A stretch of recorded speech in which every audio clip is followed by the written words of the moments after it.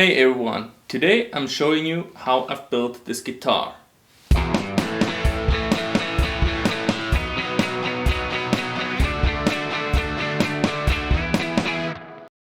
It's a kit from guitarkitworld.com. On my original channel I've uploaded a slideshow which is now also available on our channel. You will find the link somewhere up here. And on that one I've had a lot of comments how I did what in which step. And this time I'm going through all the pictures once more with all the remarks I have, what I did there and what was a problem for me, how I solved the problem or what remained a problem. This is the first picture I've taken from the kit when I've unboxed it in 2018. You can see how everything is really well secured in the styrofoam box. The body, the neck, the electronics and the mechanics, everything has its place. Right after that, I've placed the neck in the neck pocket of the body to take this picture.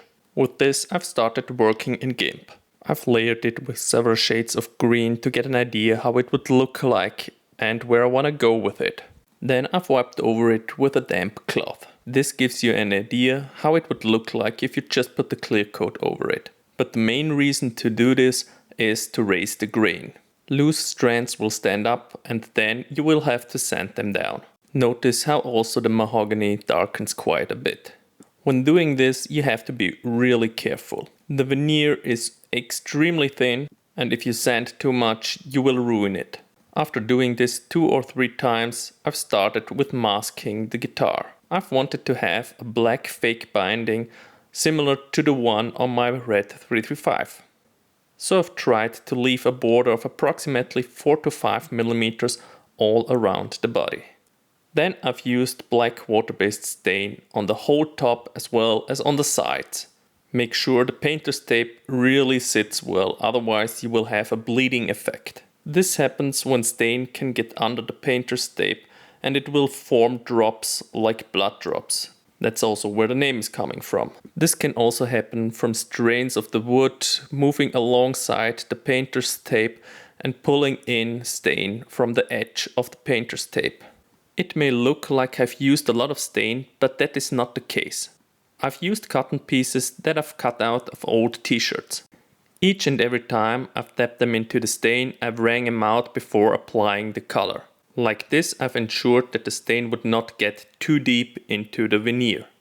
This picture already shows why I've wanted this, because I've sanded all the black back down. For that, I've used 800 grit sandpaper. That's because the stain is not all too much into the wood, and sanding too much can very well remove one of the flame stripes. Speaking of the stripes, on my old channel I've got the question why some of those stayed black. That's because the darker flame stripes are just parts of the wood where the pores are larger. Like this, they also pull the stain much deeper into the wood. With the black color staying in there, it will highlight the flame a lot more than it would without it. My initial thought was to leave the burst right on, but then I've decided against it. I was not sure how well I could make the green blend with the already fully dried black. But this picture should have already warned me for something that I should have paid more attention on later. Notice how there's more black removed on the edges of the body, be it around the hose, the pickup covers or the outside of the body. Paint, stain, oil or lacquer will always be thinner on these parts, so sanding will affect them more. Keep that in mind when doing something like this. In the back you can see a neck that I've had from another build. I've used that one as a reference for mixing my colors. But it quickly showed that 2 pieces of maple can behave totally different with the stain. I've prepared 4 different kinds of green. One was 60-40 bilious green with yellow, one 50-50 of dark blue and yellow, one bilious green pure and one dark green. I've started to layer them on very thin coats on top of each other until I've got the result that I liked. Altogether, it took me 12 layers of green. I didn't wait for each one to totally dry before applying the next one though. The same goes for the black that I've applied afterwards to get the burst. I've started to rub in the black stain for about 5 centimeters from the outer edge of the body. I've then started to push it back with the greens that I've used before. Like this, I've got a smooth transition. Something worth mentioning, I've used separate cotton pieces for each color. During this process, obviously everything got a little mixed, so I've used fresh cotton pieces every now and then for the green. The next thing I've tried to do was to stain the top side of the headstock. I've wanted to make it look like there would be another darker piece of wood on top of it.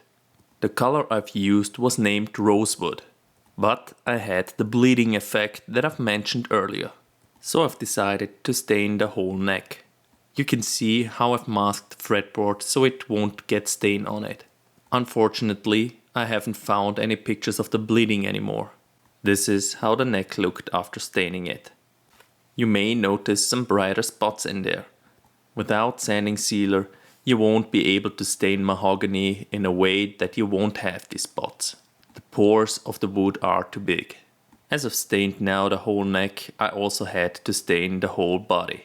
My initial thought was, oh my god, those colors don't go well with each other. I really didn't like the reddish color of the body together with that matte green that I've had there. But I knew it would look different when there's a finish on it. So I've started to apply Tru-Oil coat by coat. Each time I hanged the guitar like this so it could dry evenly. It quickly started to look a lot better.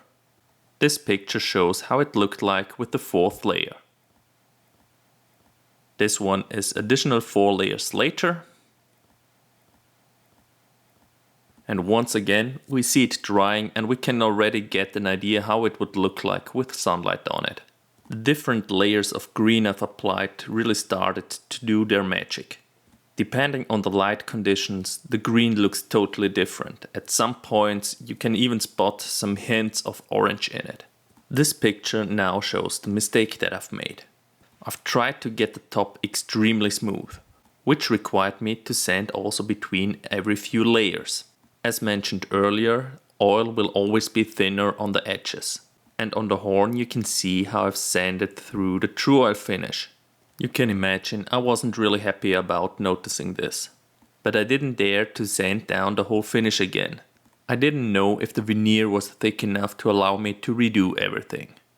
Another reason was because I've seen how the color would turn out already, and I was not sure if I could achieve that one once more. So I've started to apply way more and thicker coats before sanding again. I've also used the same finish on the neck. I've taped off what would later be glued into the body. I was afraid that the Tru-Oil finish might reduce the strength of the Titebond glue that I was using. With the Tru-Oil applied, I really started to like the look of the stained mahogany. Unfortunately, some Tru-Oil did rin through one of the holes for the tuners. This formed a thicker drop of Tru-Oil on the front side of the headstock. The reason this happened was because my wife moved the neck and it got into contact with the t-shirt it was laying on. You can see where I've sanded it back down and also got some stain out of the wood. This picture shows now the difference between the unfinished part that's later glued to the body and the finished rest of the neck. Here you can see how I've glued the neck into the body.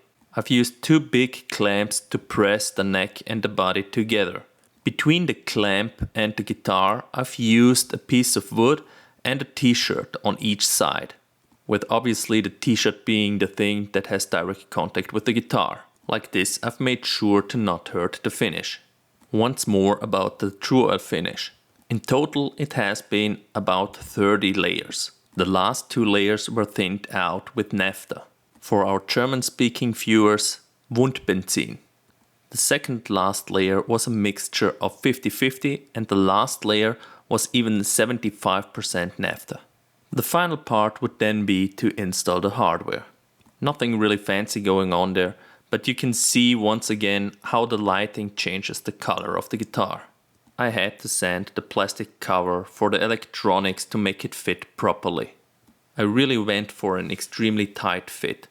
To open it, I need a thin knife to lever it out. Inside, I've shielded everything with copper tape. The wiring is not my proudest solder work, but it works fine and gives me the option for coil split and out of phase. Before finishing everything up, I've also did some fretwork to it, rounded the fret ends and rolled the fingerboard a little bit. After that, the guitar was essentially finished. Here are a few pictures of it in different light conditions. To give it some extra shine, I've used car wax and some car polish on the top. Last year I've decided to let Thomann do a plek job on it and refret it with stainless steel frets. I've tried to do it myself, but my tools were not sufficient for it. A commenter on our plek job video asked for detailed pictures of the job that Thomann did there, so I'm including them in this video. With the plek job, the guitar also got a new bone nut. They also went with the plek machine over the whole fretboard to radius it to 10 inch. I'm not really sure what the original radius was. The fret ends were good, but I even rounded it a little bit further. Also, once more I rolled the edges on the fretboard. And here a picture of the top of the frets. And with that we're finished.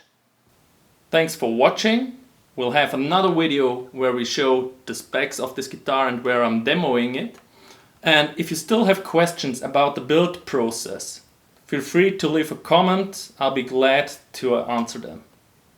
Have a good one. Bye.